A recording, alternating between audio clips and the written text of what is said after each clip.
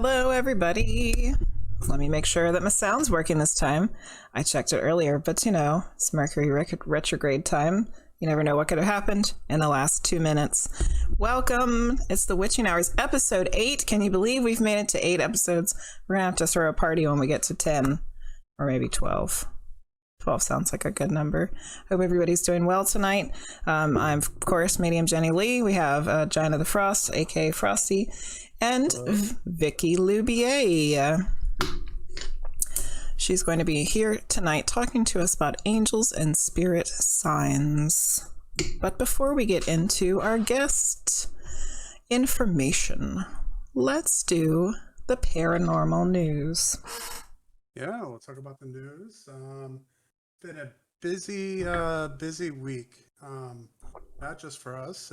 I'm sure had fun seeing everybody at the Paracon yesterday. So it's been a busy few days for me and Medium Jenny Lee. But if you're interested in the extraterrestrial, it's been a busy recent period of time for that as well. So we're going to start with that today from Reuters.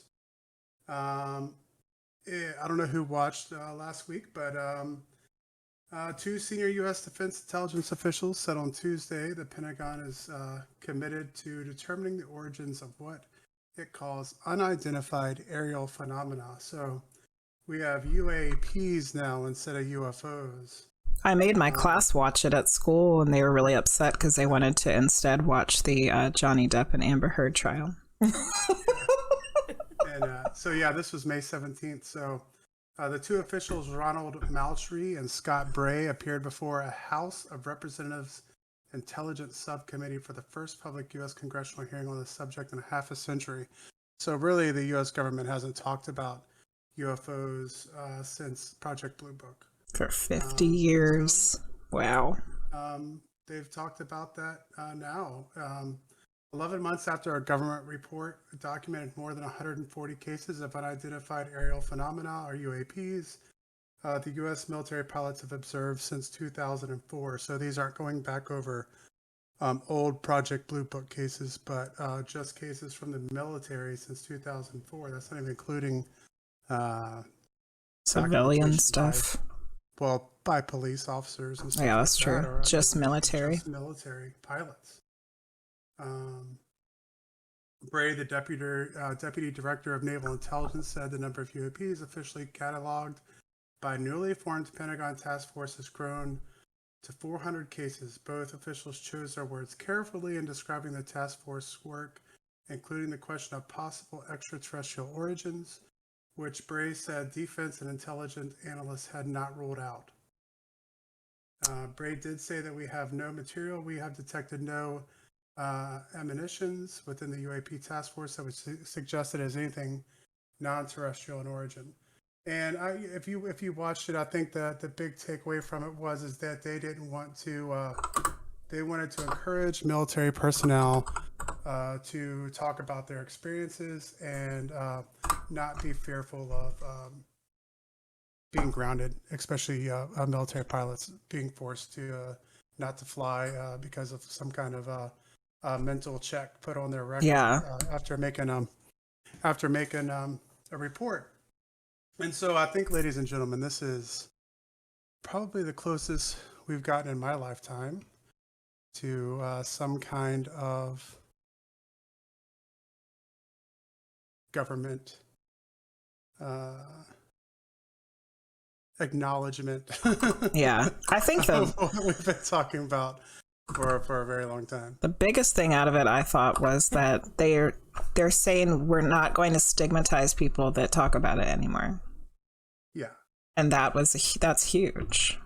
That's a huge thing. Yeah. So we got Norsk, Sylvie, and we have a first-time chatter, Riglars, and they were saying that Joe Rogan talks about this stuff daily. It is a huge topic right now. Yeah. Well, I mean, I've talked a lot about on this show. I mean, I started listening to Coast to Coast AM in 1998, roughly in the 90s, and they've been talking. since I kind of entered this weird world of paranormal, and this has been something that we've always wondered, if it would happen. Yeah. We're not completely there, but I think this is a huge step. When the U.S. government is saying this isn't ours, it could be Chinese or Russian, but it's not ours. Yeah. And I think we know if it's not ours and it's beyond our even secret capabilities, then I doubt it's the Russian or the Chinese. So, so we'll see. Some of it definitely is not. Yeah. And we have Salty. Yay, Salty. And so also, I guess good to mention. Oh, no. I think we lost Vicki. She froze and then she disappeared. Now my camera's messed Now up. your camera's split down the middle. Now we'll see if we can get her back here. It's probably a good time to talk about, I think in August, our show in August, we might be talking about some of this and disclosure. Is this disclosure? I don't know. And we can talk about, we're going to have a guest on. We'll talk about this more in August. But the second story for tonight is from the AP, the Associated Press, says that the home that inspired the Conjuring movie series sells for more than 1.5 million. I saw that. Chip Coffee shared it on Instagram and stuff. Yeah. Fumi said he can't hear you very well, Frosty. Let's see if I can just turn you up a little bit. Volume, so. All right, talk now. You're the tech person. All right, Fimbus, can you hear him better now? Talk some more. Yep. So yeah, Chip Coffee shared that on Instagram. That they sold it. Put the mic in front. Yeah. See, he's the. Yeah. I mean, I have it the way I've always had it, so it shouldn't be any different. Let's see what we can do here. Okay, Vicki is not back yet. So hopefully she'll return soon, and we'll just keep talking about the news. Oh, here we go. She has returned. All right, let's see.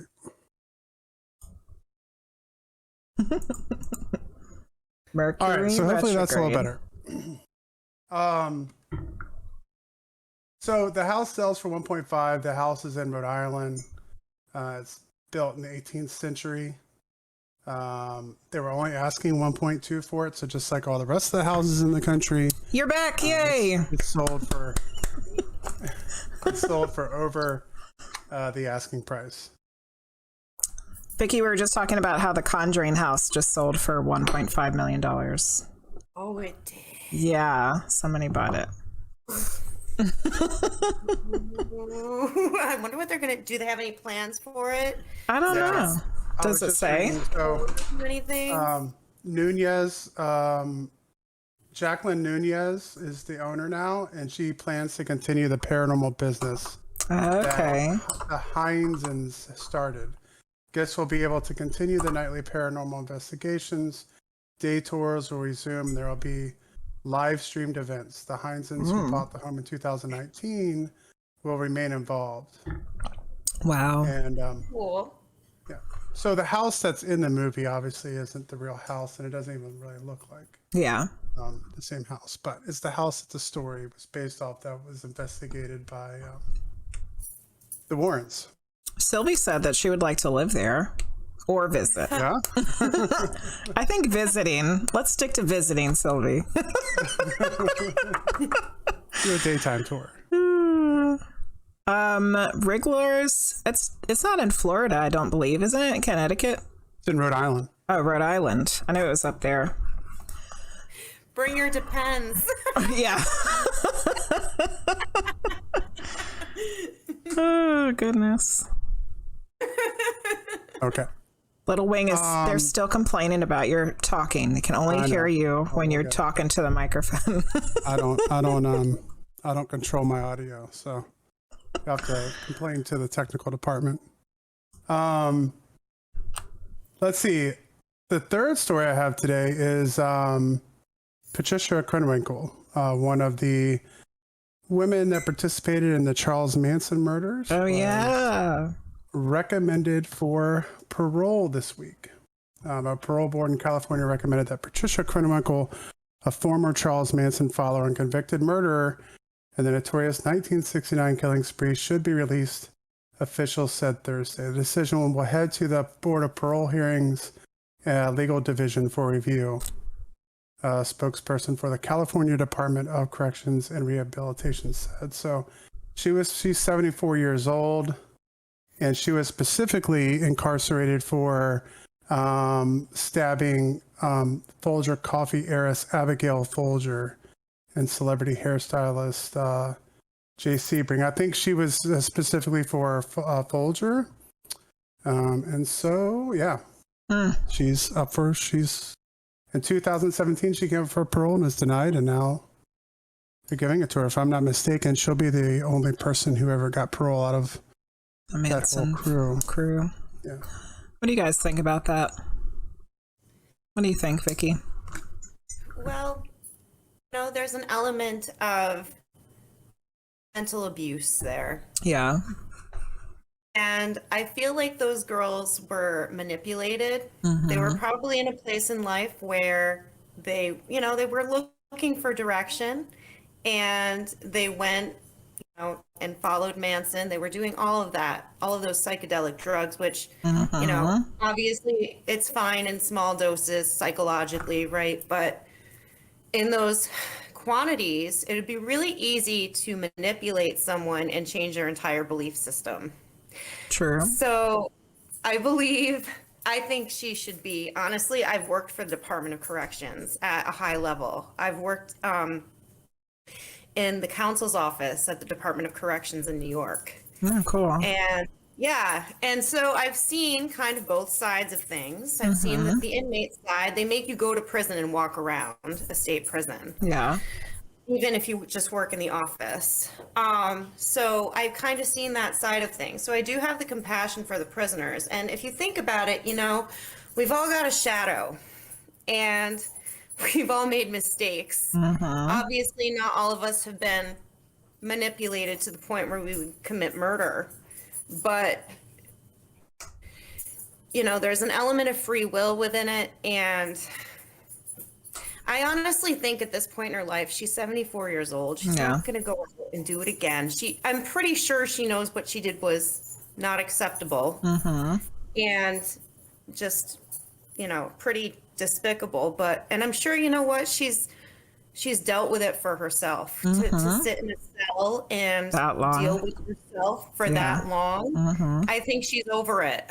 Probably. Let her out. Let her out. Let her enjoy the little bit of life she might have left. Yeah. Because I think, didn't you see, Jeremy, that all the other ones, everybody else has passed? Like is she the only one that's left? No. Oh, okay. I know Charles Manson passed. I think there's some that are still alive, but no one else has gotten parole. I thought the other ladies had passed away. One of the other ones came up for parole last year, and she was denied. So. Very interesting. Unless, you never know. I mean, maybe they have since the last time I looked into it. Yeah. How many people were murdered? Can't remember. Oh, I got the story here. I'm sure it's in here. Let's see. I think, 7 people. 7. Yeah. Yeah. I didn't realize. I guess I probably didn't even realize that. Because, Sharon Tate was pregnant, right? Yeah, the Sharon Tate one is the most famous of them all. But yeah. I guess I didn't realize there was obviously lots. They were having of a others. party there. Yeah. They were having a party. They killed everybody. Yeah.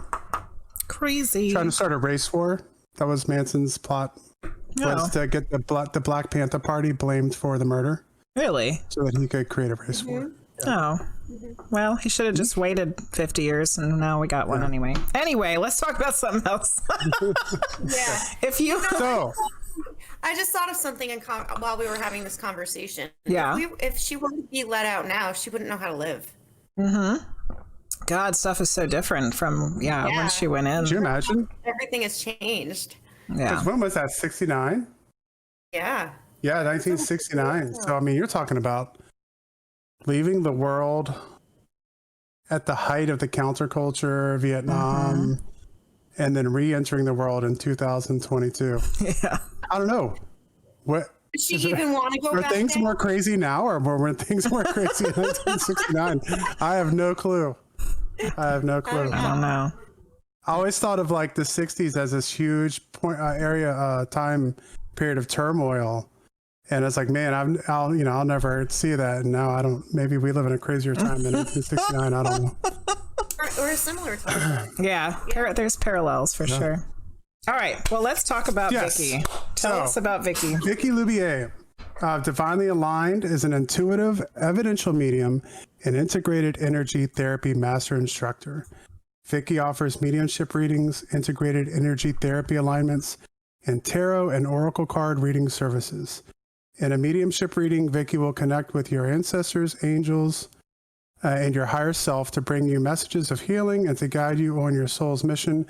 Vicki also offers tarot, angel card, and oracle card readings for more specific questions. Vicki is naturally curious and a lifelong learner. As a natural medium, she has been seeing auras and receiving messages in dreams since childhood. As an adult, her angels and spirit guides caught up to her so that she couldn't ignore her gifts and had to develop them to help others. She has studied mediumship with Cindy Keza. Vicki is a certified integrated energy therapy master instructor. She teaches classes and leads groups in manifestation and vision boarding, tarot and oracle cards, integrated energy therapy, and working with the angels. Welcome to the Witching Hours, Yay. Vicki Loubier. Thank you so much for having me. My fellow Cindy K's a class member. We're the best. Doesn't she have the best students? We had the best classes, and we had the best students in our class. Yes, we did. I was just talking about, me and Frosty were just having this conversation yesterday about how I really, out of all the classes I took with her, I don't think there was anybody in there that was just like a jerk or trying to just get famous or like anything bad. Like everybody was there, for our own different reasons, but for something that was for the good of everybody, like, yeah, good people in there. Yeah, we were talking about that earlier because we were at a Paracon yesterday and we were talking to a ghost hunting group and they were talking about using psychic mediums in their investigations. And obviously they've had really good experiences. They've also had experiences where they thought maybe the person wasn't as truthful about their abilities as they had let on in certain occasions. And me and Jenny were talking about that, and we were talking about maybe paranormal television has gotten so big that, there's a lot of people, and you can see it with paranormal groups where people are, they're in it to get a TV show. That's not to say that they're not good investigators or they're not doing a good job, but they definitely have a goal of like, let's get making famous. it big time and getting a TV show and stuff like that. And you were talking about how through all the mediums and stuff like that you've met working in your classes and stuff like that you have not really found that to be the case. Like definitely I want to do this as a career. I want to have a business for this, but not like necessarily trying to latch on just for like a television career, which I think is, yeah. I haven't met anybody from our class. As we do our television show, welcome to the Witching Hours. So we're small time fries here. I guess the first question I have to ask you, Vicki, is we're talking about angels. So what do you mean, and what are we specifically talking about when we use the word angel here? Okay, I love this question. So very generally, angel means messenger of God. So if we think about it, you can call it God, you can call it the universe, you can call it Great Spirit, right? But angels are the helpers, and angels each have different assignments, okay? If I really think about it, I think of an angel as a state of consciousness. If I want to let me think. If I want to ask for help while I'm giving a message circle, I will call in Angel Gabriel. If I had COVID in Thanksgiving of 2020 and I was very sick, I was alone for most of the time. And I was calling Archangel Raphael every day, invoking Archangel Raphael because he's our divine healer. Okay. He'll come in. I was asking him to clear my lungs. So everybody has angels. Everybody can connect with angels. It's as easy as asking. They're right there and they want to connect with you. Everybody has at least 2 angels as guardian angels, and you can always call in the other angels or cherubs, whatever you're looking for help with at the time. You can call in that angel. Okay. So we're talking about the same angels that essentially from the religious texts, whether it's Islam, Christianity, Judaism, Old Testament stuff. Michael, Okay. Raphael, Metatron, Sandalphon. Okay. And do we have, so, and just feel free to tell me if I'm going too deep into the religion side of this here, but do we know, is it something that, do you have a rough idea of how many of these angels exist? Is there a finite number of them, or there's like a huge number of these angels, or? There's not a finite number of angels. There are choirs of angels. There are virtues of angels. There are groups of angels. They're groups of consciousness. So you can call in the cherubs. You can call in the Sandalphon. You can call in really any of the things that you want, but no, there is not a finite number of angels. You can call them all in if you want. When I do integrated energy therapy, there are 9 main angels that I work with other than my angels and my clients' angels. And so all of those angels are working in tandem to clear energy out of your cellular memory. Okay. Okay. Well, that's interesting. And so, do you have anything that you want to go on that? I'll have some more. Sorry, I had like a crazy choking fit. I don't even think I I was. saw you being attacked by the background. Yeah. I don't even think I was choking on my tea. I don't even know what happened, but so I missed, unfortunately, quite a bit of what you're saying. So I can go over the question. I was asking about the angels, like the religious significance. Okay. And so, yeah, we were talking about Michael and them being the same angels that are talked about in religious texts and stuff like that. So I don't know if you answered this question already, but do you feel like the angels that they predate all the religions? They were there before that, and then religions just kind of like took them in and made them part of their system. Yes, I do. Because if you think about it, if you think about the story of Jesus, I'm just going with Christianity because I was raised Catholic. If you think about the story of Jesus, Angel Gabriel is the messenger that told the Virgin Mary that Jesus was coming. Yeah. Right? So I would say yes, that angels do predate Christianity, and they do predate Judaism. I feel that they were coming here and helping us before any of these things were, I guess, invented by humans. You were talking earlier about I absolutely think they predate religion. Gabriel being the messenger, which I think Gabriel is also the one who in Islam visited Muhammad and gave him the writings of the, to write down the Quran. So that was like another message from Gabriel there.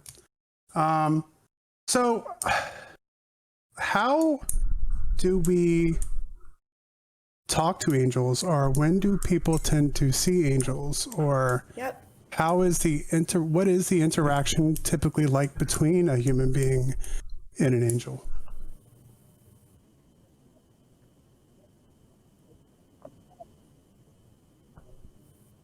Oh no. We can't hear you, Lost Vicki, audio for a some reason. Technical difficulties. A lot of technical All right. difficulties. Well, Okay, there we go. Oh, you know, I believe that it depends on your perception and your situation. For the last question, what's the interaction like? For the first, okay, so that was 3 questions. So, so the first question.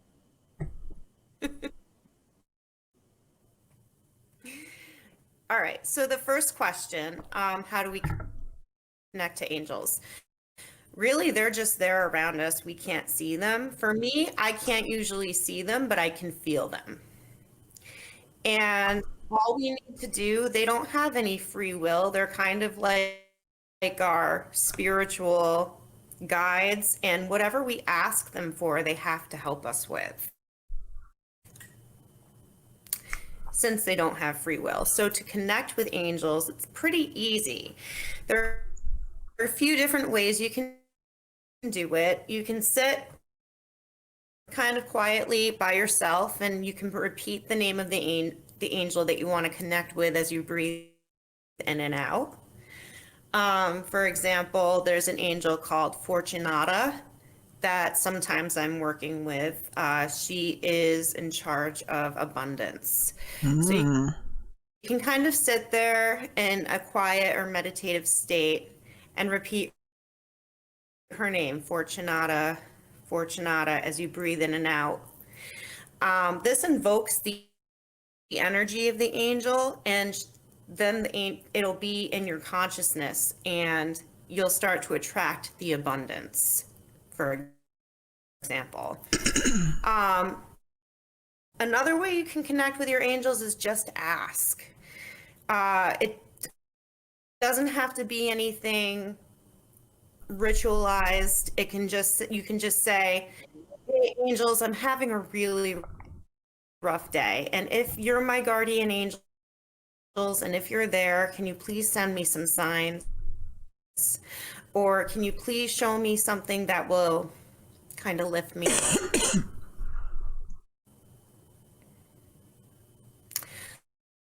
up?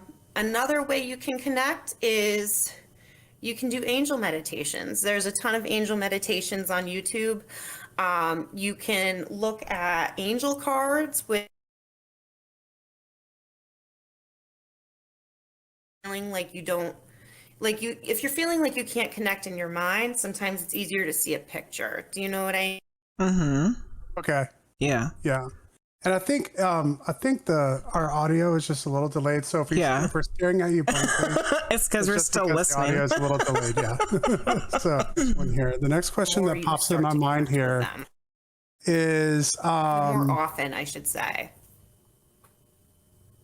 If we have angels and we have people like you who are using angels for their spirit work, is it also true that we have the other side of that? And is there a connection between angels and then having the opposite in the demonic?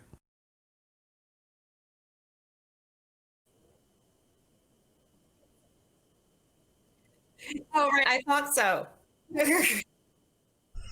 I think she's like really behind now. Yeah, it's just really delayed right now. I almost wonder if we should stop and invite her back, and then I think we're just going to continue. Okay. All right. So Vicki, I don't know if you can hear me. I'm going to call you right back. Yes, we're going to call you back in a second. Okay. So while we're doing that, I'll go over to what we have in chat here. Rick Lars, Supernatural does a great job making fun of those TV shows. I haven't watched Supernatural yet. I know a ton of people who watch Supernatural. I haven't seen that yet. So do you recommend that one? Seems like maybe you do.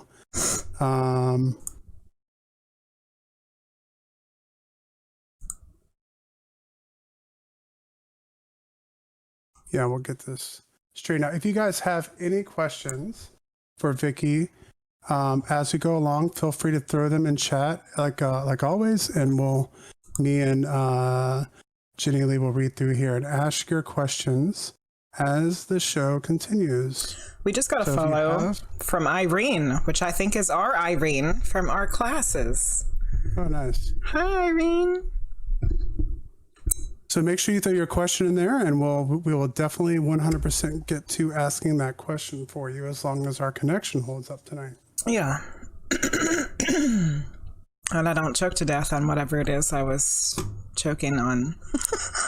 I don't even know what happened. It was crazy. Hi, Irene. It's like 15 seasons. It will take you 3 years. Hey, Vicki. I am on summer break right now, so I can get through 15 seasons in a week or something. Okay. Hopefully, so Vicki, hopefully it's working now. So I had asked about, we were just getting ready to talk about the other side of that theme. Yeah. Oh, we still have delayed audio. Okay. So the other side of it, I don't know a lot about it. I don't like to acknowledge it. I know it's there, but the way I see it, if I give that. Yeah, I think that's understandable. yeah, if you give it energy, it gives, then you get interactions with it. It's something where you can kind of feed into it, and it becomes a cycle. Yeah. Yeah, for sure. And I guess the other question I had going off of this, I was talking to Jenny Lee a little bit before the show today, and that was talking about. Sorry, let me make sure I'm on the mic here for Fimby. Since I'm really quiet today. Asking about the integrated energy therapy and how that connects with the angelic.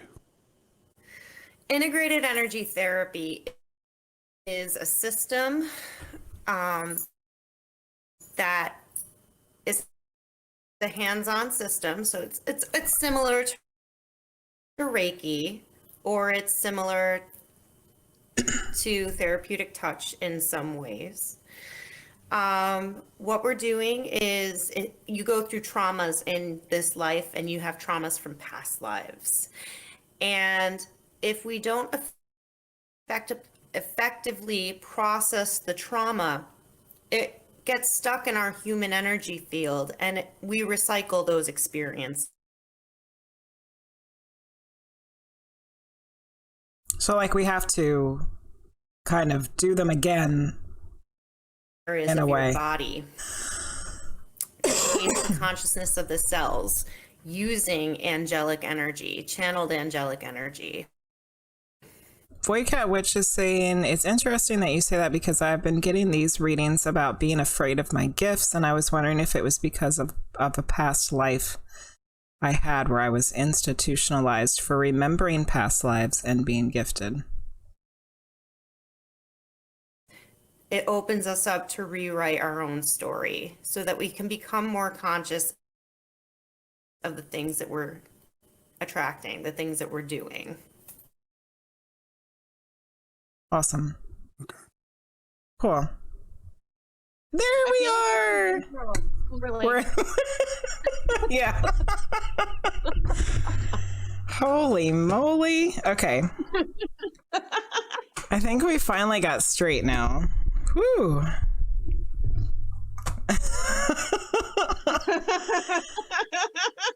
All right. Vicki's here. We can see her and hear her. She can hear us, and it seems like there's not a delay. No issues. Hopefully it will continue. Okay. So I was asking a question. I was trying to ask a question about how do you know how does the energy of an angel feel different than the energy of a human spirit? I think that's subjective to everyone who experiences both of these different kinds of spirits, because it's going to be your perception. And I think from time to time, I feel like they come in different ways. So you could see them through your eyes, you could feel them. For me, I feel like the energy of an angel is all encompassing and it's a joyful energy. I every attunement I've had, it's felt like waves of joy and ease and peace just flowing through you. Every energy therapy alignment I've had has been like waves of joy and peace flowing through you. Um, when it comes to the energy of a human spirit, for me, I feel more often when I'm working with human spirits, I feel more often like I feel clairsentience about the way that they passed. Mm-hmm. I don't quite get that with the angels as often. However, I do use angelic energy to clear energy out of my own body. But I don't feel it like I do when I'm speaking, when I'm talking to dead people. Mm-hmm.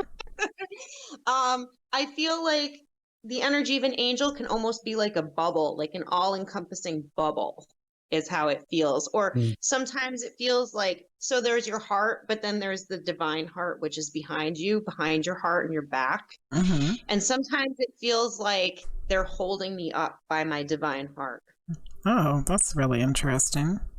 Yeah. So it's very much like, okay, whatever I want, I got it, or Mm. whatever happens, I got this. Like I'm held up, Yeah, you know? literally. They got me by the heart. Yeah. That's cool. So I feel like when I feel angels, it's more all encompassing. It's like being in a bubble of peace and safety. Riglar said it makes them feel like they have goosebumps, but in a good way. Yes. The goosebumps, the chills, those are confirmations too. Those are spirit signs too. And is there like a clear delineation for you between angels and spirit guides? There is, because I call certain ones in. There are times when I meditate on the consciousness of animals too. So, if I'm calling in, say, the jaguar because I'm, setting boundaries and grounding myself, it feels different than calling in the angels. It feels more like a levity to me when I'm calling in the angels than when I'm calling in earth spirits or humans. Okay. Yeah, I think yeah. Yeah. I was just curious about that because sometimes I've thought, and I'm not a psychic medium, so like I have to, when I hear these things, I'm trying to visualize like what that's like for someone who practices those things, and I've kind of already taken on like the thought in my head that the spirit guides kind of have this angelic kind of quality to them, and just from my conversations, obviously with Jenny, and so that I was curious about the connection there. What about you?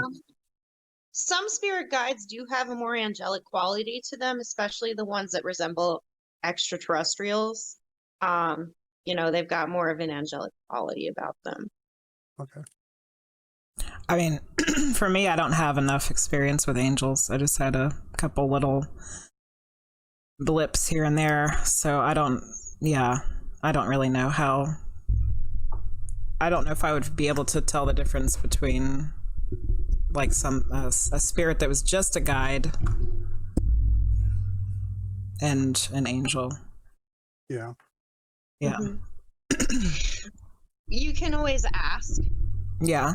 Very true. An angel or my spirit guides, and they'll let you know. Yeah. True. It's just that easy. Ask them who they are. Holy smokes.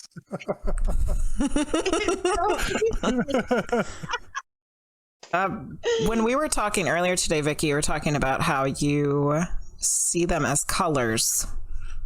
Mm-hmm. So could you explain that? Oh, absolutely. So I like to take a lot of walks in nature. And sometimes I'll kind of glance out of the corner of my eye, and it's almost like you see a blob of color. And sometimes they're red, sometimes it's kind of like a flash of yellow. Very often I see purples and blues. Once in a while I'll see green. And it's kind of just like a blob of color in your vision field. For me, some people Yeah. see them with me. I thought that might be a good segue into the photograph that you sent me to share. Oh, yeah. So will you, I'm getting ready to show it, and then will you explain what's going on in this picture? Absolutely. Absolutely. So, I actually remember the date because when something like this happens, you remember it. So the date I took that picture was June 1st, 2014. And I sat in my apartment and I was listening to the Beatles. I went outside and I was admiring the rhododendron bush in front of my apartment at the time. And I was just sending it a lot of love. I was thinking about my grandmother who passed when I was 16. She always had rhododendrons in her yard. And I thought about her. I thought about the rhododendrons that she had and all the different flowers. And I decided to just take a picture of the bush. And when I took the picture, you'll see on the photo when you see it, there's a rainbow going through the bush. And if you look off to the left side, there's a face that almost looks like John Lennon. It's very tiny. And I had to kind of zoom in and blow it up to see it. But taking that photo was life-changing. I have a lot of friends who see things in photos.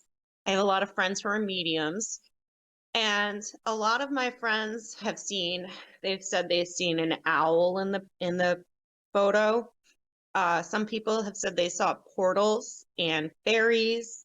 One girl that I met once told me she counted the portals. And I'm thinking, how did you see all those? I don't know how to see portals yet. Right? So she's sitting there with a picture counting the portals. And I'm sitting here like, I don't know what that is.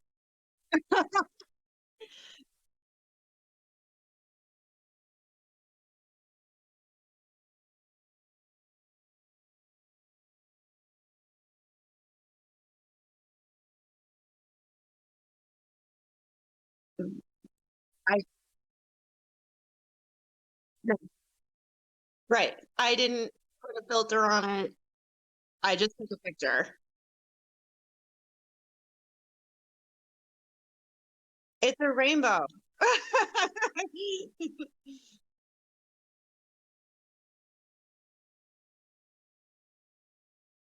Yeah.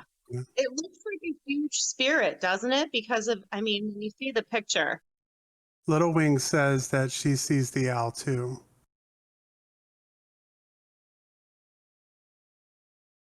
Yeah. Yeah, I I kind of see an owl. Like if you see those four flowers, like kind of in the center, just off to the left. If you look at those four flowers, just above that, you can kind of see an owl face just above those four flowers, like Mhm. eyes on both sides and like the beak. Yeah, it's kind of interesting. Yeah. Yeah, so I definitely see the owl, and just like you were saying, Jenny, unfortunately, sometimes I get my hand slapped, but I do, even though I'm somebody who likes to be, who's definitely into the paranormal, I think that it's also important sometimes to try to debunk Oh, things yeah. because, it's like you don't want to have your brain so far open that that your head's so far open that your brain falls out. But yeah, I don't see any way to debunk that either. Like, I've never seen, if it was just a rainbow and if it would have been a perfect rainbow across there, I'd be like, oh, well, obviously we're just dealing with some water. Yeah. But it Right. like swirls through there. Mm-hmm. Yeah. So it doesn't follow like the pattern of like light reflecting through water droplets at all. No. Right. And if you look at it, it looks more concentrated in one side. Mm-hmm. Yeah. Oh, Little Wing says she saw the face on the left, and the Looks face like is it's wearing sunglasses. I didn't see the face, but That's the yeah, I'd be face interested to look at it. I'm talking about. Yeah, Yeah, That's that's the interesting. John Lennon face, Little Wing. Oh yeah, the John Lennon face. Yeah. Maybe we should look at it again. haven't we had some John Lennon experiences before? I have a feeling we just had a conversation about that. Maybe not. I have a feeling if anybody were to come through about this kind of stuff, it would be John Lennon. You know, It's funny. It might have been a synchronicity too, because I was going to see Paul McCartney the following month. Oh, okay.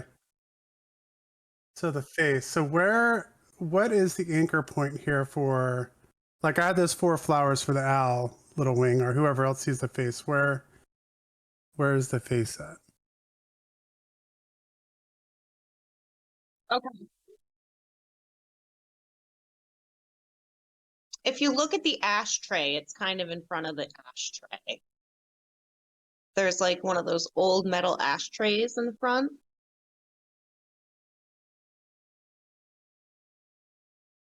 Let's see the ashtray.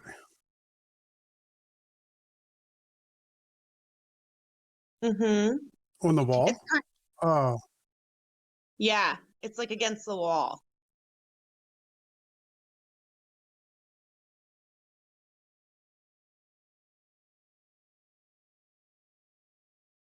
Mm-hmm. Kind of looks like that. it's like in the light green part of the rainbow. Yeah.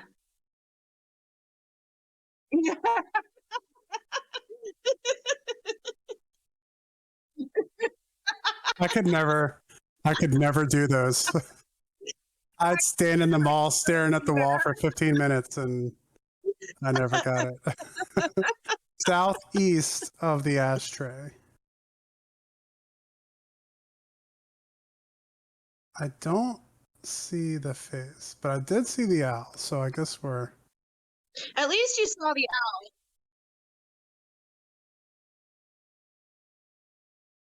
Either, no matter what, whatever you see in there, the fact that it's this supposed to just be a picture of a bush of flowers and there's this crazy rainbow Just the energy light. Yeah, just the rainbow energy is really going cool. across the whole thing almost is just, and yeah, it's amazing. And we've gone through some really crazy pictures with like Paranormal Investigation where we've like seen lots of different light. I've never seen anything like that. No. Before. Yeah, I don't know. Yeah. I don't know what else that could be other than some energy that, you know, was captured. Yeah. Yeah. So Pretty cool. wild. And yes, I would actually say if you're looking at the smaller picture that the face is southwest because I'm looking at it at my screen right now. If you look at the old ashtray, I would say it's southeast of the ashtray, but it's in the southwest hemisphere of the picture. Okay. We've broken the whole thing down like it's a map. Yeah. It's in the yellow kind of, if you look at the yellow, there's yellow in the face, yellow, green, and there's like red on top and the bottom is blue. So if you're kind of, you know, the hemispheres of the photo. Still on that.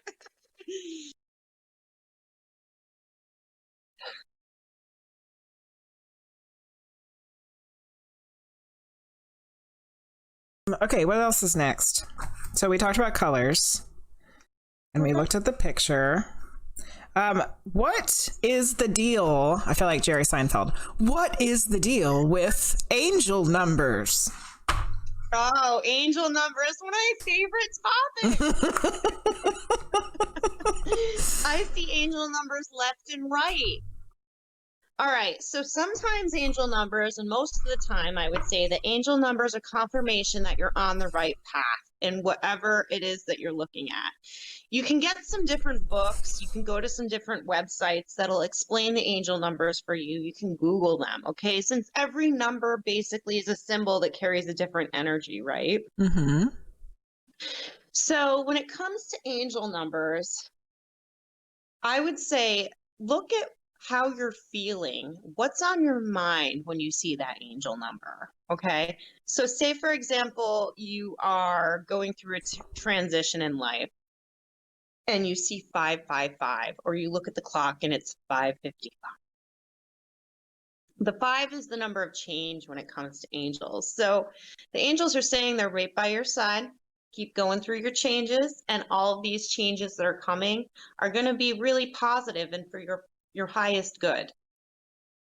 So the angel numbers kind of correlate with numerology. 100%. They do correlate with numerology. And I feel like one of the most important things to talk about here is you might keep seeing the same angel numbers over and over. Today, for me, it was 888.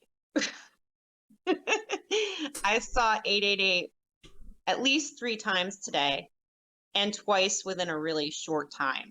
Weird. So, yeah. So I get the 8s. 8s are about abundance and miracles. I get the 4s. 4s are the number of having a lot of angels around you. So I see 444 daily. The 2s are new beginnings. They're balance of the universe. I see 2s a lot.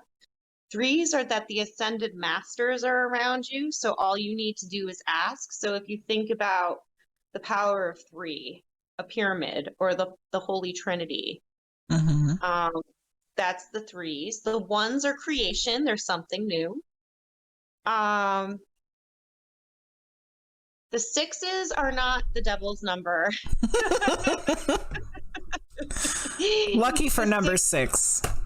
Lucky number 6. The 6s are about remembering that there's a lot more going on in the spirit world than there is going on in the physical world. The physical world is dense and slow. The spirit world is fast and light. So things can happen in the spirit world. Obviously, they happen in the spirit world before they happen in the physical world most of the time, because we need to, the way I look at manifestation is, as above, so below. So when we're seeing the 6s, we're too focused on the below. 7s, so we have to kind of elevate our thoughts when we see the 6s.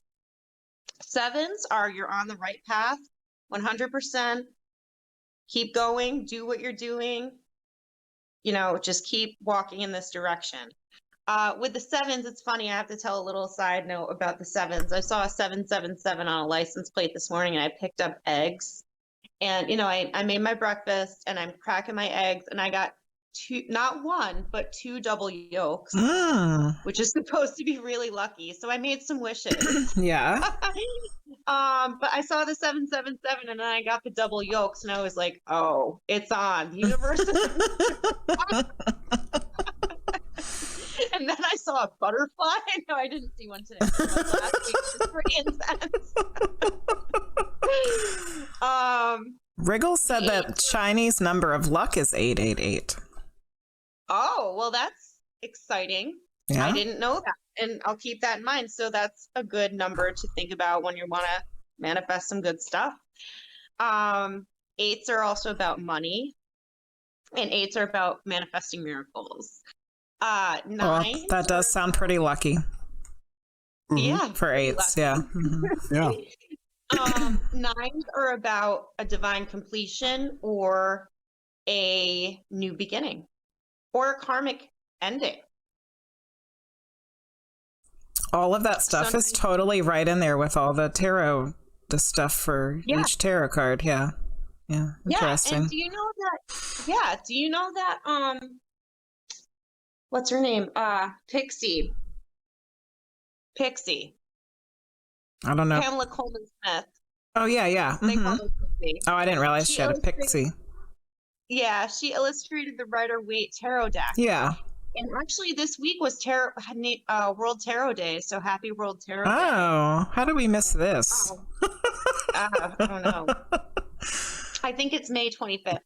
Anyway, so Pixie channeled the angel Raziel, I believe, when she did the artwork for the Rider-Waite deck. So it all goes down the same drain. Yeah. Yeah, and there are a ton of angels in the tarot deck. So I like the way, because you used that earlier when we were talking about it all going kind of down the same drain, and I think the more we talk about spirituality itself. I think you could say that about a lot of this Mhm. I religion, agree. spirituality. I think so much of it all goes down the same drain. So much of it does. Yeah. And then Irene said, poor sixes. Poor Poor sixes. sixes. Oh, Irene. Poor sixes. You had a very cool story about your 777 that you told me earlier today. Would you want to share that one? I would love to. Okay. I thought about it, and I was making notes, and I was thinking, what am I going to talk about? And I was thinking, I'm going to call this the calling card story. Yeah.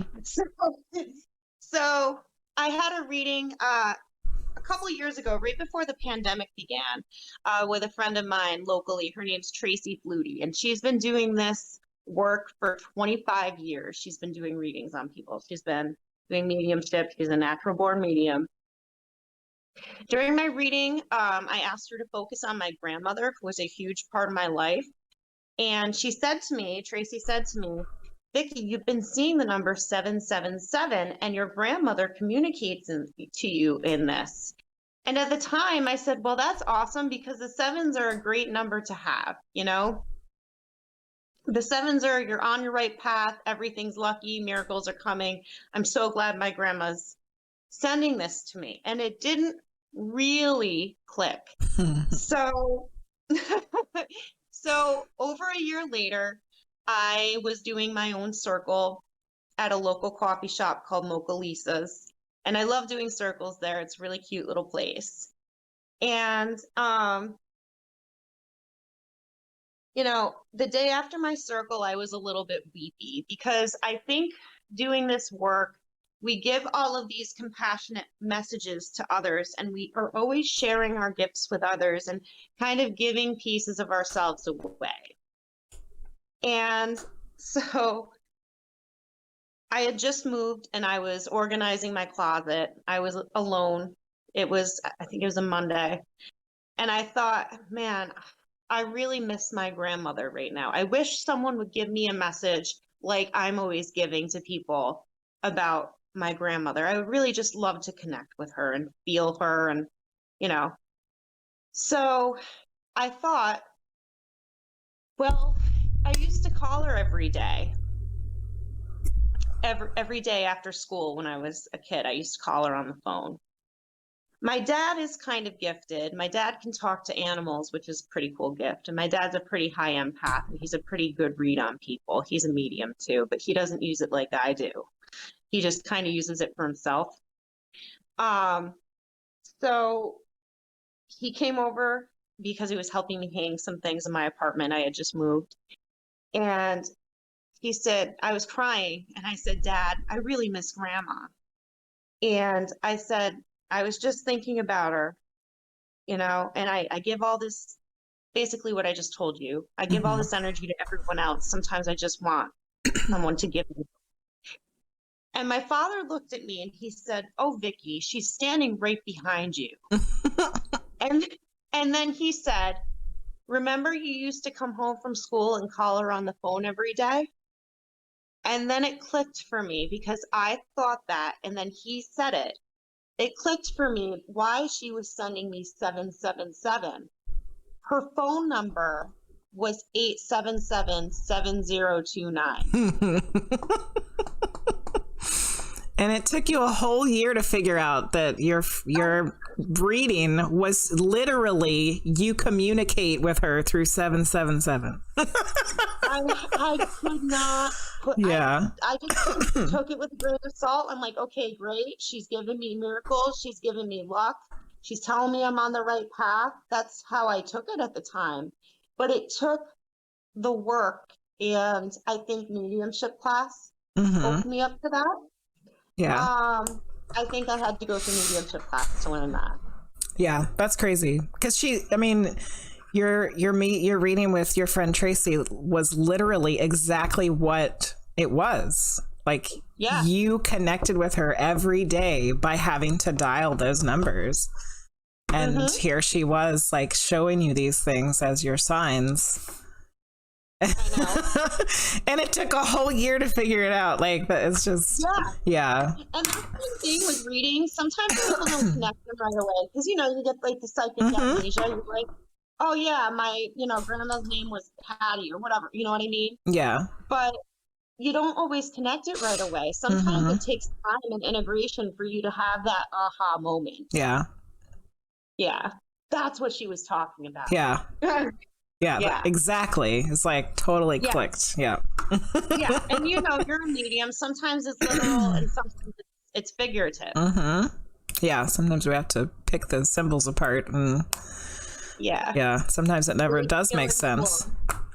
Yes. So Sylvie said wow and some ha ha ha's, and then Irene said LOL, and then we have Taggy 1966 is saying hi Vic. Hi. They probably must know who you are. I don't know who it is. Yeah, I think it's funny because it seems like whenever we want to, when there's someone that was so close to us that we miss them and think about them, it seems like they're just as eager to talk to us from the other side. In my experience with this, they're not. So I guess you know, like you were talking about, staying open to their communication because they probably are trying to communicate. Oh yeah, they are. So this segues perfectly to the next topic, which was the spirit signs, since we've already started talking about them. So Vicki, I think about this a lot. How do they do it? How do spirits send us all these signs, like through animals and cars passing us? And like, how does this even happen? I know that it happens, but how did they do it? You're asking me? Yeah, how do they do it, Vicki? No, if you don't know, it's questions of the universe. Yeah. Answer them, please. But how do you think that they do it? How do I think they do it? Yeah. You know, to be honest with you, I have recently been learning more about the law of attraction. I like to look at different writers, and different situations with that. Sorry, my camera's moving a little bit here. I just plugged my phone into charge. It should be fine, but okay. How do they do it? You know what? I gotta be honest with you. I don't know. I don't either. I don't know, but I have an idea. You know? Okay. I've been researching Neville Goddard, if you've ever heard of him. No, I haven't. Okay. He's one of the first law of attraction writers. He's not one of the first, but he's from maybe the 1950s, 40s, 50s era. And one thing he said was the sign that you receive is evidence of your manifestation. Oh. So if you decide to be open to it, so maybe your mind is already made up. If you think, okay, Grandma, you know, I hated my life today and I really want to I want you to send me a sign, but I don't really think you're going to send me one. Then she won't. Yeah. Right? The more open you are to it, obviously you don't want your brains to fall out, but the more open you are to the magic of life and the things that you see, the more that you'll get. Very true. So I feel like maybe our minds are already set to seeing synchronicities or experiencing synchronicities and signs. And since they're set to that, we believe they're going to happen, so they do. Yeah, I can see that. Taggy said that you did a reading for them and mentioned Saint Michael, and it hit them on 2 levels. And then Irene said they whisper in your ear to pay attention, not the other way around. They do. Yeah. They do whisper in your ear. Yeah, that could be a reason that we see the signs. And then Sylvie said that she has heard of Neville Goddard before. Yeah, I've read the law of attraction with Esther and Jerry Hicks. I've read that one. Mm-hmm. Yeah. I love Esther. Yeah, she's cool with Abraham. Yeah. Yeah, I listen to her all the time. Another Things thing. are always working out for me. Yeah. If you're believing in it, then stuff's got to be working out. That's right. There was a book that I read by a lady that was writing supernatural stuff in the 60s and 70s named Ruth Montgomery. I think she might have like fallen off of people knowing her anymore, but somehow I stumbled upon her books, and I've read 2 of them, and one of them was about, I think it's called Aliens Among Us or something. Aliens, where is it? It's up there somewhere. Yeah, it is Aliens Among Us. I want to read that. And she was talking about how, like, the information that she was getting from alien entities, they were explaining that we can manipulate matter because it's not really real. You know what I'm saying? Kind of like a Matrix thing is what it reminded me of. Oh, totally. Where Totally. the material things that we think are so structured and this is how it is, it can't change, is not the way it is at all. And like that's how aliens move around the universe, is because they know how to manipulate time and space and matter. So I wonder if in the spirit world they can also do those types of things. And I believe they can. that's why, you know, if your sign is grandma shows you a cardinal, all of a sudden there's 5 cardinals in the yard, because somehow they can manipulate the matter or the time or the space or whatever, is kind of what I was thinking. Yeah. I 100% believe they can. They can. I think that they can manipulate the time, the space, the matter, and what they sent. They can manipulate energy. Yeah. Because, you know, when we come here, we forget everything we knew before. Mm-hmm. And then we go through life and we have to remember how to manipulate energy. That's why we're here. Dolores Cannon says we came to Earth to learn to manipulate energy. So we learn how to do that while we're here. And then when we leave, we already know how to do it. So we can really do it. Well, right now I don't understand how the hell it works, but you know. I feel like that's part of the magic and wonder of it too. Yeah. Is not knowing or not knowing how it works. It's that awe factor. Mm-hmm.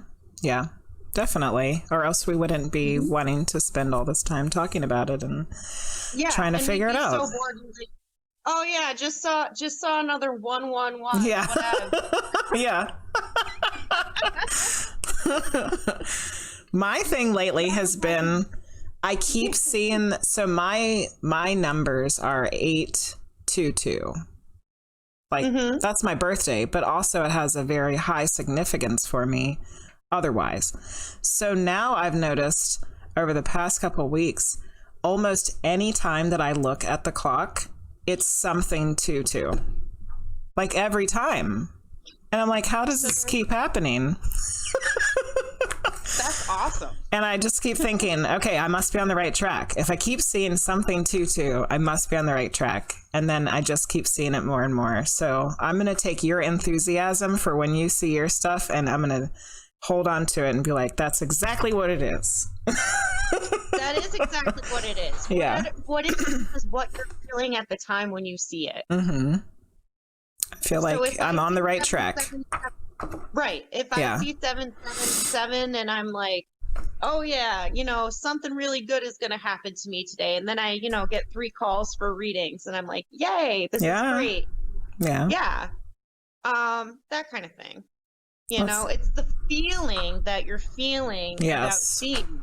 If you listen to your feelings. Yep. Yep, and that's part of being a medium. That's like pretty much all of being a medium. Mm-hmm. Yeah. It's listening to your gut feeling about things. Absolutely. One thing I do want to say is, you know, we were just kind of joking about, oh yeah, another 111, whatever. Yeah. But when we see them, we should acknowledge them and be grateful for them, because it took a tremendous amount of energy for spirit to send us that sign. Yeah, absolutely. Yeah, I absolutely agree. So Irene was saying she's funny. I'm not sure who she was talking about, but then she said they're funny is probably more appropriate. I think she might be talking about spirit there. And then Riglar said, if we had it all figured out, life would be boring. It's like a video game with all the cheat codes unlocked. Yes. Yeah, it would be. Very true. We wouldn't have anything to look forward to. Mm-hmm. You know, if we knew everything that was going to happen for us. Yeah. So here's another question about spirit signs. Other than numbers, what do you feel are some of the most common ones that people experience? I would say hearing a song that reminds you of the person. I would say another good one is actually seeing their name. I actually have a little story for this one. Can I talk about it? Of course. Okay, so I rent an office. Tracy, my friend, shares it with me. My friend that I mentioned about the 777s. Mm-hmm. She shares her office with me. So I'm lucky enough to go there once a week on Saturdays and do readings. And so she shares her office with me. And one day I was in the office and I thought, I'm just going to, I don't know, I'm going to meditate for a little bit, because I had a little bit of time between readings. And I looked over at the bookshelf. We have a bookshelf with, it's got her college diploma on it. And I noticed that the person who signed the diploma was somebody named Loretta. And my grandmother's name was Loretta. So I felt like that was a huge sign, because first of all, my grandmother's name wasn't, Betty or Anne, nothing like plain. Loretta is not a common name. Yeah. So I felt like that was a huge sign from her. Another sign was, and sometimes it's like right in your face. I mean, that's her name. Like, that's a sign. So another sign was, I was outside the office one day and I noticed, I had never noticed it before, above the door, there's a sign that says, "You are my sunshine."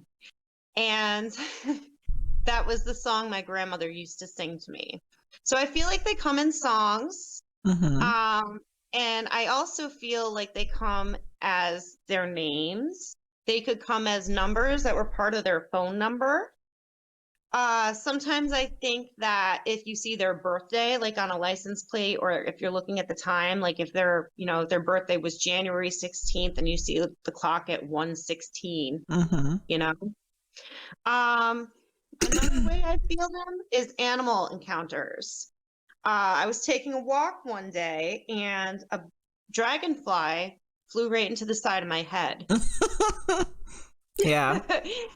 And then the next day there was an eclipse and something life-changing happened that day. Wow. So sometimes they want to just alert us, but they're definitely signs from spirit.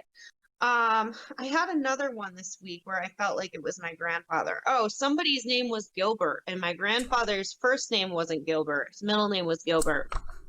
But he was born in a time where people named more than one of their kids Joseph. Mm-hmm. So I saw somebody named Gilbert, and I thought, nobody's name is Gilbert nowadays, other than Gilbert Grape. But I thought of my grandfather, and I thought, he's right here. So sometimes their names will come through. Animals. I feel like the day after my grandfather's funeral, I was sitting in my car, and a dragonfly came and hovered in front of the windshield for a good 5 minutes and looked at me. Wow. Flew away, came back, and hovered for another 3 or 4 minutes. Yeah, dragonflies are a big one for me too. Me too. Butterflies too, monarch butterflies. Another way that I feel like they come through is in light. So very often, you're a medium too, so you might experience this. In the last 2 apartments I've lived in, I've had my lights flicker a lot, like a lot. when I'm thinking about important things, you know, Yeah. or trying to make a big decision, or if I'm, you know, attuning myself or, you know, doing energy work or kind of tuned in, the lights will flicker and I'll ask a question to myself and the lights will flicker. On Thursday, my power blipped, went out, and I still have my Christmas tree up. Yeah, I've seen a picture of it. The lights on the Christmas tree came on when they weren't on before. Oh, weird. Yeah. So somebody was saying hi. Somebody was saying, keep your light on. Oh, yeah, yeah. Taggy said that their grandmother comes through with the song Hello, Dolly. Oh, my goodness. So I just heard that song on Friday. Oh, weird. I hadn't heard it in years, and I thought it was my grandpa because he used to sing it. There you go. Must be a popular grandparent song. Hello, Yeah. Dolly. Weaver's song was huge. And Taggy also said that they have a squirrel sign. A squirrel sign? Yeah, like the squirrel is one of their signs, spirit signs. Oh, they see squirrels. Yeah. Mm-hmm. Oh, that's cool. Yeah. I have a great dragonfly story to back up your dragonfly stories. Oh, sweet. So, I'd love to hear it. This was probably last summer. So it's probably been almost a year ago. And at that point, I had only seriously been doing this for about 6 months, like trying to be professional, you know. And I was having a rough time, and I was like, I don't know if I want to do this anymore. And I said, if I'm supposed to still do this, please give me a sign. And I had just been doing one of my streams. It was a Friday night, and I think it went terribly. And I was like, okay, you know, this is it. So I go upstairs to let the dog go out, and it's like 11:30 at night, and a freaking dragonfly flies into the house at 11:30 at night. Have you ever seen a dragonfly at night? I've never seen a dragonfly at night. Maybe they're out there and I never realized it. But this one flew it flew right into the house. And I was like, okay, what am I going to do? Like, I can't kill a dragonfly. So I have to try to get it out, you know, like I don't want it to die in the house. So eventually I get it out of the house somehow.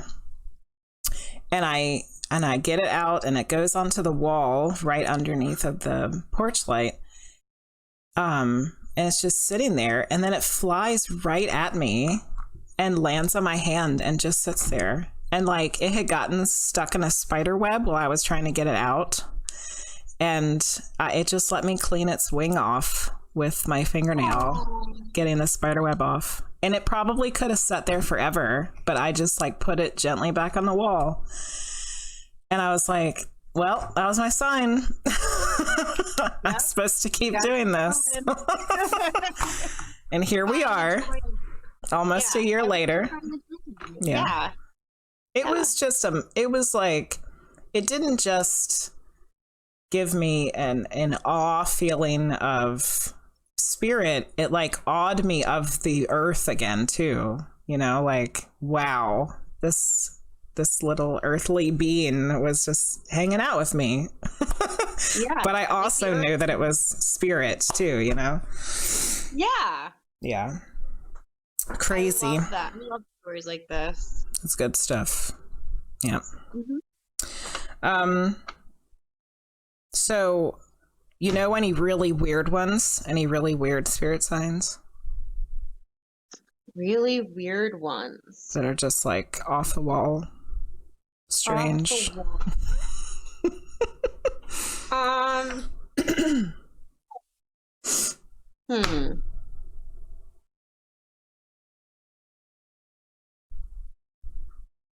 Or does anybody in chat know any weird spirit signs that they personally had that isn't that's not your typical stuff, you know, the numbers, the songs, the animals? I have one that I think I broke the matrix. Oh no, what was that? The one that we talked about earlier, Jenny. I got a dog in 2000. Oh, yes. Oh, please tell this story. This is the greatest. Oh my goodness. The universe would have blown up. Yeah. This is crazy. So I have a little dog. She's a long-haired Chihuahua. She's and her adorable. name is Pebble. Mhm. She is so cute. She's white and she's got black patches with a little bit of tan. Remember that her name is Pebbles for this story. It's very important. Yeah, that's very important. So there's a trail down by the river where I live, and I was taking a walk one day. I used to go to this trail all the time. And while I was taking my walk, I ran into a girl walking her dog, and the dog looked exactly like my dog, except instead of having black spots, she had brown spots where my dog would have black. So I started talking to her and I said, "Is that a long-haired Chihuahua?" And she said, "Yes." And I said, "I have one too." And I mentioned my dog's name. I said, "And Pebbles."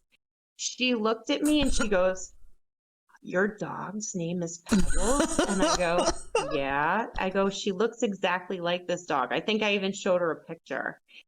And she looked at me and she said, "Her name's Pebbles too." I can't even make this up. I mean,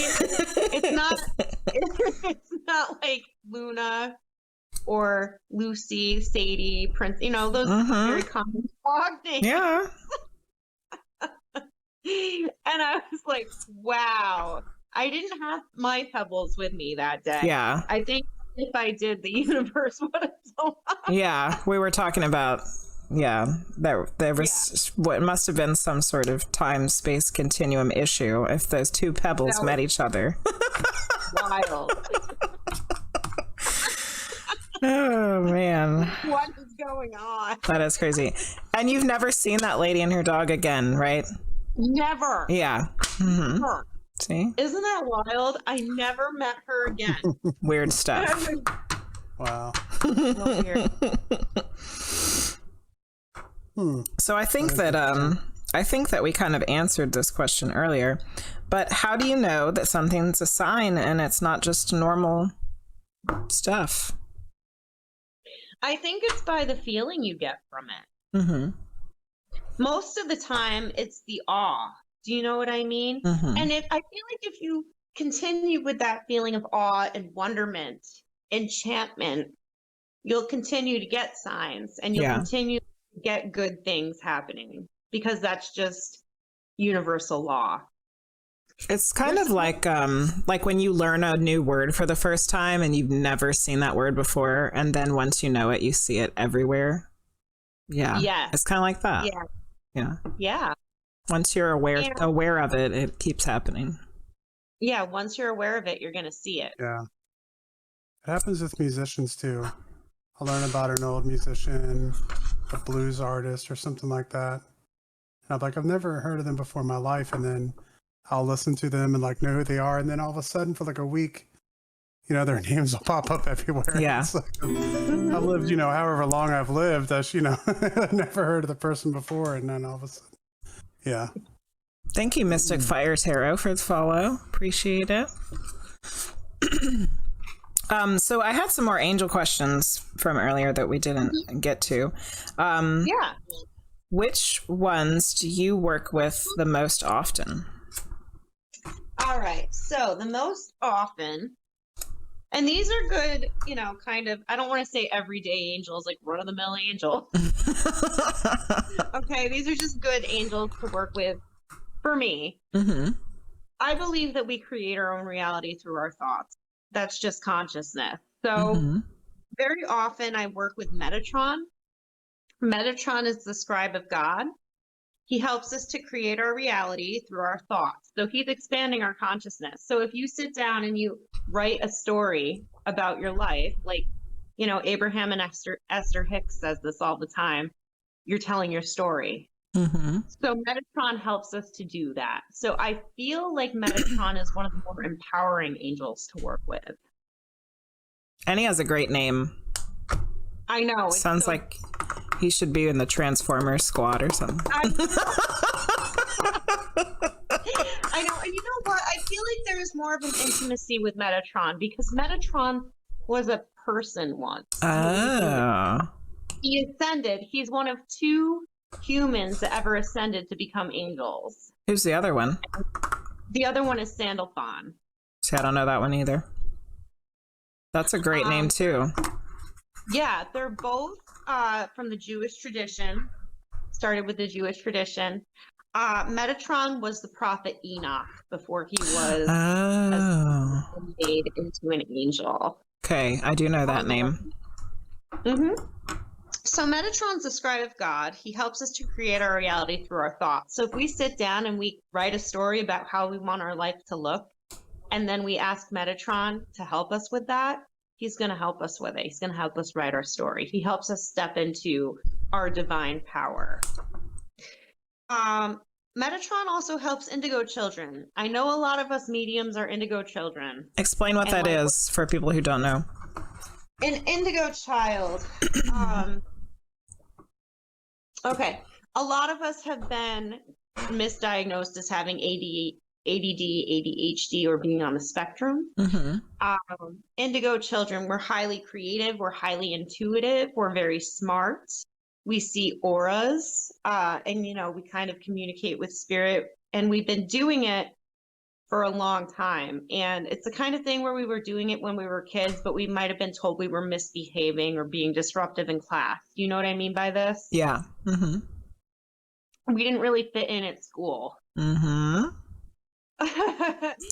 And a lot of us were medicated, do you know what I mean? And kind of put on that conditioned life. And I'm not saying that there's anything wrong with being medicated. There's, if your doctor says you need medicine, then by all means take it. Okay, indigo children, another characteristic is that we're just highly spiritual, highly tuned. We are kind of on this planet to just, if you listen to Dolores Cannon, she says that the indigo children are here to just be. And, if we go out to the grocery store, for example, only our presence raises the vibration of the planet if we're second wave indigo. Yeah. Yeah. But Metatron also helps psychic kids. He also helps psychics. So if you need some help with your readings or you want more clarity in your readings, you can ask Metatron. You can call him in before a reading. And a lot of these angels, well, go ahead. I was going to say, Irene said Optimus Prime teams up with Metatron in the new Transformers sequel. Sounds like it'll be a hit blockbuster movie, Irene.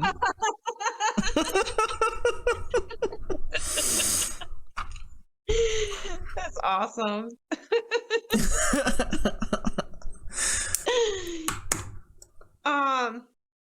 And you know what? A lot of these angels that I'm about to talk about, you'll see lines blurred between them.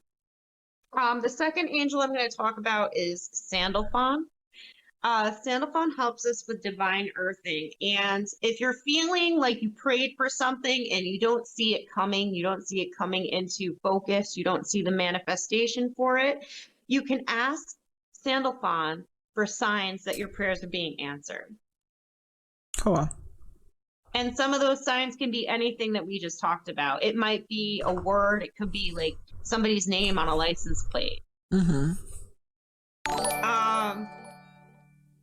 So he sends us signs that our prayers and intentions have been heard by God and or the divine helpers. He also is the angel in charge of music, and he sends us lots of signs and music. That was still Sandalphon does the music? Cool. And we're going to talk now about Archangel Michael. Michael is in charge of divine protection. He helps us with communication. If you are going through something where you're having a lot of obstacles and you feel like there's a lot in your way, he removes obstacles. He also has a sword. He sits next to God and he leads the army of angels. So he cuts energy cords with his divine sword. And so, for example, if you have a friend that you don't want to talk to anymore, or, a relationship ended and you just want that energy out of your life, Mm-hmm. Or you can even do this at the end of each day. You can lay in your bed and you can kind of say, Archangel Michael, please just come to me and cut away any of the negativity that came to me today. Just Or cut away. perhaps a difficult situation that has ended. Mm-hmm. Okay, because I have one major experience with an angel, and I know it was Michael. And we were coming back home from what was pretty much, I will not go into any details about this, but the end of a very long and traumatic time period. And the thing we were doing that day was like the end of it. It was the end of that cycle. And I actually saw him. I was not asleep. I was awake, but I had my eyes closed, and I saw him in the sunlight, and he was flying. He was like floating in the air with his arms out, kind of like almost in like a Jesus kind of pose. And he was absolutely beautiful. And then he like flipped over and showed me his wings. And they were like huge and amazing. And then like when he flipped back up, he went back into his pose. And it was weird because I had just done a reading for somebody here on Twitch like 2 days before, where I wasn't quite sure, but I thought that the angel Michael had come through for that person in the reading. And then I saw him and I was like, well, okay, now I know that really was him in the reading. But it was also, now that you've said that, it like makes a lot of sense, because I really felt like I was cutting the cord of that traumatic, transitional period that we were finishing that day. Oh, absolutely. Yeah. So that's pretty amazing. Yeah. But what was weird is that before that Friday, I had no connection to angels. I didn't really understand them. They weren't really on my radar. And when I saw, when I saw him, it wasn't what you would think it would be for me, which was like literally angels have come down from heaven. And it's like this awe-inspiring moment. Instead, I was like, oh yeah, there you are. Like I had totally seen him, done this before, been there, done that kind of thing. Like that's what I felt. But I guess it's that same thing we were talking about earlier, where all the stuff, but when you come back into the physical body, you forget it all. So I knew about the angels. I knew I had already knew him, and I just didn't remember. Wow. Yeah. I love that story. Yeah, it was crazy. It was really crazy. He was cutting your cords. Yeah. He was detaching you. And I didn't know that until you just said it. See? There you go. You were just my 777 story right now. Wow. May I share a little story about Archangel Michael? Yes, please. All right. When I first got into all of this, I went for a Reiki session, and it was my first time having Reiki or any sort of energy work. And I went, and she put her hands on my head, and I remember seeing this beautiful blonde man with a face, and he had, beautiful long hair, and he was just illuminated. And all he said was, "My name is Michael, and I take care of you." Aww. And then he went away. My guy had long hair too. Yeah. Like the long kind of tufts of curls. Yeah. And he said, "My name is Michael, and I take care of you." And then he went away. And then I was like, that's cool. Yeah. I was like, it's kind of the same thing. Like, cool. Oh yeah. Of course you do. Like, yeah, I knew this already. But I mean, you don't always realize how profound that is. Yeah. until later. Mm-hmm. Another thing that Michael helps us with is he helps us to release fear. So when I'm doing integrated energy therapy on someone, he helps us to release fear, which we call false expectations appearing real. Mm. And if we think about it as an acronym, and so he helps us to release fear and anxiety. He puts in safety and security for us. So he's one of my favorites to kind of talk to. Whenever I go on a road trip, I say, Michael, please come with me. Yeah. Please protect me in the car. I ask him every day. And he's also good, you know, again, for the getting away the gunk at the end of the day. Like, okay, I heard about it from, you know, whoever, my boss today, and I have to go to sleep. And okay, I just want to, Michael, please just cut away that energy. It's gone. I'm starting a new day tomorrow. Awesome. Yeah. Another angel I like to work with often is Angel Gabriel. He helps us. I call him in when I do readings too, or circles, and he helps psychics, and he again helps with messages and clear guidance. He helps us to trust. He works on our third eye. So he helps us to trust what we're getting as mediums, and he helps us to ground, because the more trust we have, the more grounded we are. That's pretty interesting too, because there was only one other time that I felt like I saw an angel, and I was meditating pretty deeply, and I was starting to see things, and I saw an angel that I know wasn't Michael, because I had already seen him, and I was like, this is somebody different. And Frost Giant tried to help me figure out who it was, and that we narrowed it down to, I'm pretty sure it was Gabriel. Oh, that's awesome. So that makes sense for what you're saying, because that's basically what I was doing at the time, was meditating and working on my psychic stuff, and yeah, all the stuff you just said. So that's awesome. That's more clarification for me too. Yeah, that's awesome. The next angel I work with often is Raphael. And Raphael is our divine healer. He comes in shades of green, and he looks after animals.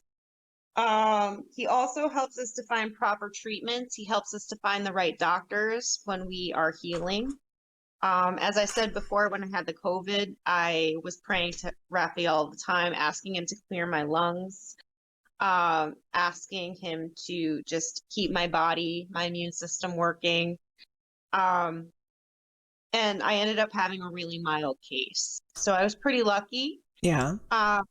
But also the whole time I was praying to and invoking Raphael. So, and you know, if you're ever in the hospital or you're in an accident, you can call on Raphael. And one thing I want to say here is that the angels don't get upset when you call on them. They're omnipresent. So say somebody's having a car accident in Hawaii, and, you know, somebody's in the hospital in France, and Archangel Raphael is needed at both places. You can call on this energy and it will be there. It doesn't matter that, you know, Archangel Raphael is helping this person in Hawaii.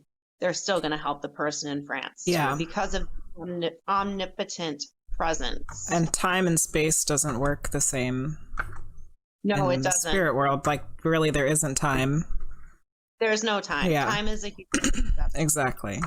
So, yeah, we want to think that, well, how could they possibly be in all these places at the same time? But it's because there's not time.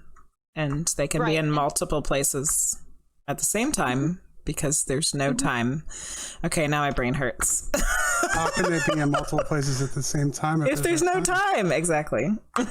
Exactly. And that's our brain putting, our human brain, our ego putting limitations on it. Yep. They're unlimited. Just because we don't understand it doesn't mean it's not happening. Right. Yeah. And I think we might start to understand some of these things in the upcoming years as things start to be more uncovered. Yeah. Oh yeah, I mean that's what's going on with astrophysics and stuff right now with space-time and kind of all those, I think that'll be important for the human understanding of those things, trying to understand time and space, and I think those questions are very slowly being unveiled. Yeah, they've already proven that matter can be in multiple places at the same time. With Yeah. Or the fact that time moves faster, closer to gravity than it does away from gravity. So, or that things can Or communicate, slower, like matter can communicate with itself over great vast distances with no time lapsing in between. They figured that out too. And these are all things that the spiritual people already knew. You know? Yeah. But science is starting to prove it, which is great.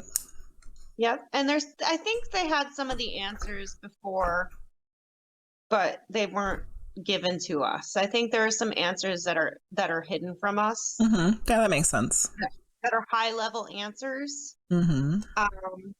So I think some of those high level answers might eventually be given to us too. Yeah. Once we can kind of wrap our heads around it. Yeah, I can see that. Yeah, like what we were talking about with the UFOs. Yeah, at the beginning. If there's if there's things about that they keep secret, then what else? What else are they keeping secret? So much. For me, it's a conundrum though, because all these things that they could possibly be keeping secret, but at the same time, the more I learn about government and people, I don't know if it's possible for them be competent enough to keep these things and keep the secrets. But we'll see. That's more recent people, though. I think. I've got a couple more angels here. Sure. The next angel I talk to a lot is Angel Haniel. She is the angel. Her name means joy of God. So if I'm feeling like I need more joy in my life, I need to start experiencing more joy or feeling more joy, I'll ask Haniel to help me. She also helps us to tune into our divine feminine side. And she also has a great name. She does have a great name. She also has a perfume. Oh yeah, you're talking about that.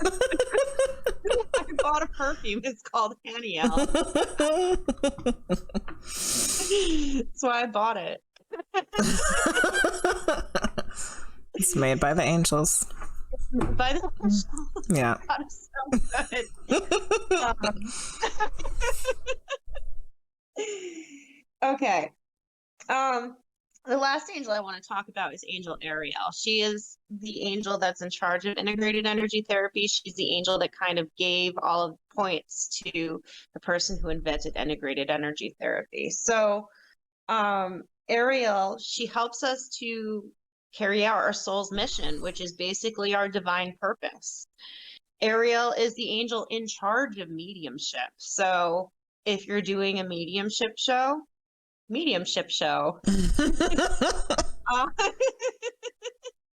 if you're doing a circle or a gallery, you're going to want to call in Angel Ariel. She's going to help you to kind of zone in on the mediumship.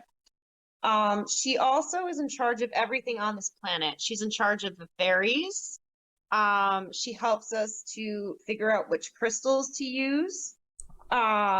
She helps us, she takes care of the flora and the fauna, the trees and the flowers. She also she also helps and guides the elemental spirits. So those are the spirits of the land. Very interesting. Yeah. You had mentioned earlier, but we didn't really get to talk about it, that you felt like you were having fairy interactions. Oh, yeah. This has happened for a while, actually. The fairy interactions, I feel like when I'm walking in nature, out of the corner of my eye, I'll see colors. I don't know that I've actually seen a fairy yet, but I'll see splash of color, and they usually come in yellow, light pink, and purple. Hmm. I left them a rose quartz outside, so I hope they're happy. Yeah. I think that they like gifts, right? That's a fairy thing. They love them. Yeah. So rose quartz is Angel Ariel's crystal. Oh, so cool. They'll probably really vibe with that. That's cool. Yeah, I have picked up on fairies once in a reading. Oh, that's cool. Yeah, that was actually for Salty, I think, who's in here, probably lurking maybe.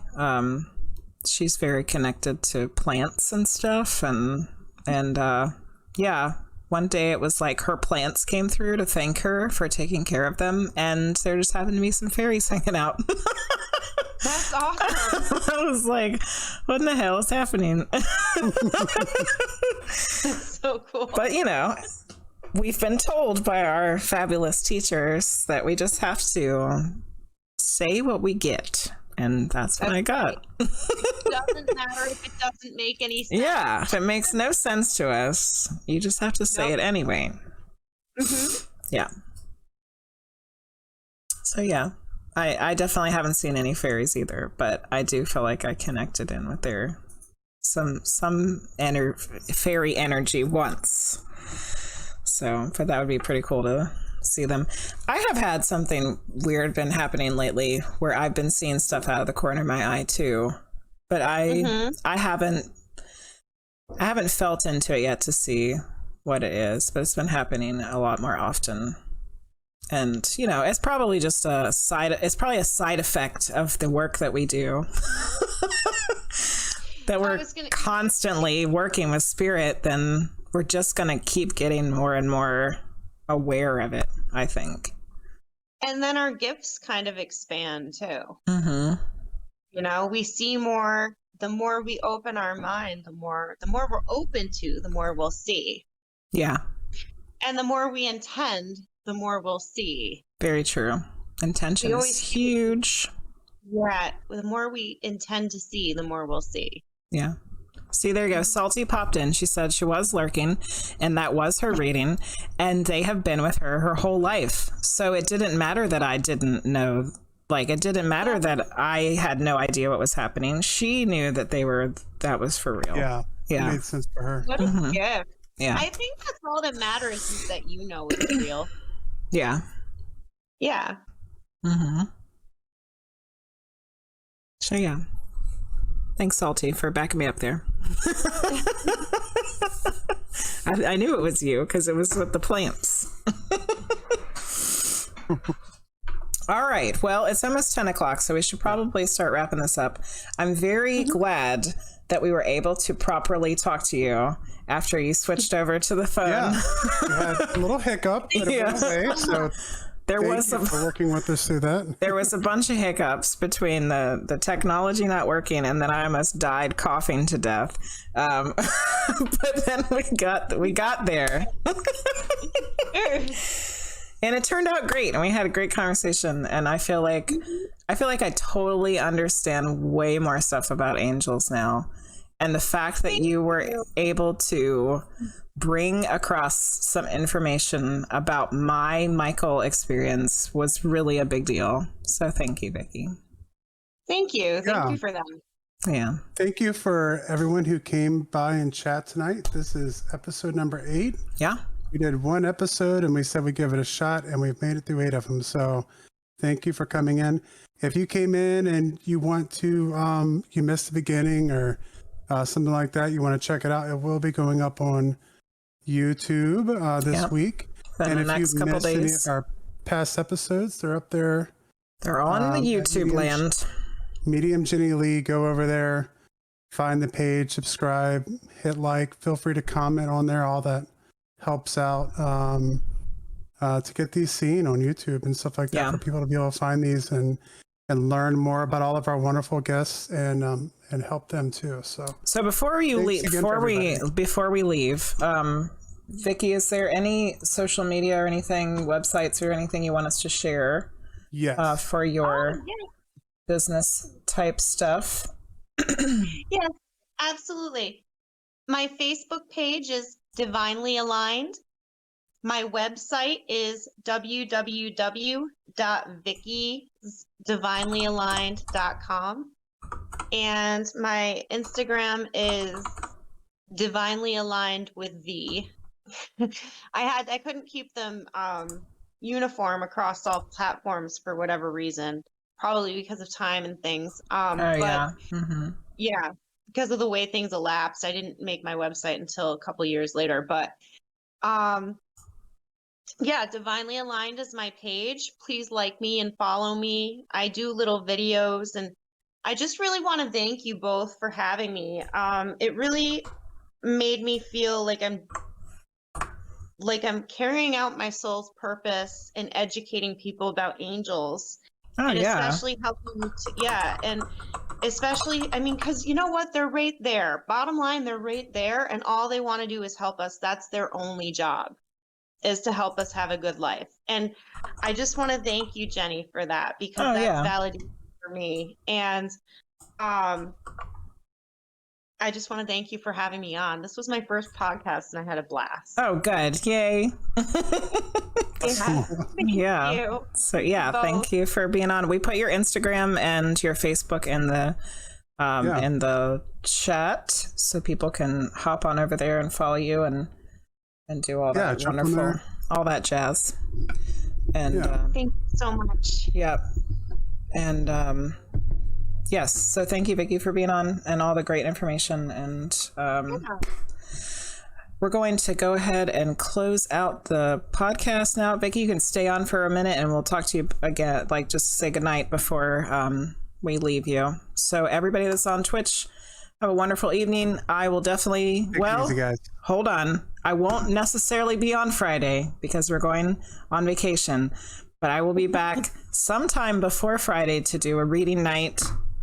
And I'm hoping that perhaps I might be able to pop in during vacation and do like just a little on the phone thing, you know. Ooh, what about on the phone, couple of readings on the beach? Oh, that sounds nice. I was hoping to look for alien spaceships too while we're out there, so maybe you guys can come watch. We'll go on a UFO night watch. We have a couple of vacations coming up, so there might be some weird streams. We had the Belle Grove plantation, so you might get a little beach on the East Coast, and then maybe a little beach on the West Coast also, because we're going to California. Nice. Oh yeah. Thank you, Sylvie, for contributing to the gemstone giveaway, and good night, everybody on Twitch, and we'll see you very soon. Bye. Bye, everybody.